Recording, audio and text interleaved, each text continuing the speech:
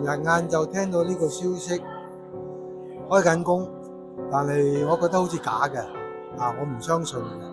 咁收尾到我收咗工之後聽，越睇越真，好似真嘅。咁收尾到夜晚黑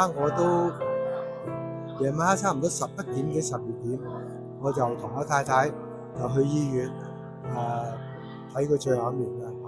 咁當時同佢講咗兩句嘢，但係佢都應該聽講，即係當大家同佢講嘅嗰陣時咧，佢嗰個指數高少少，收尾又跌翻。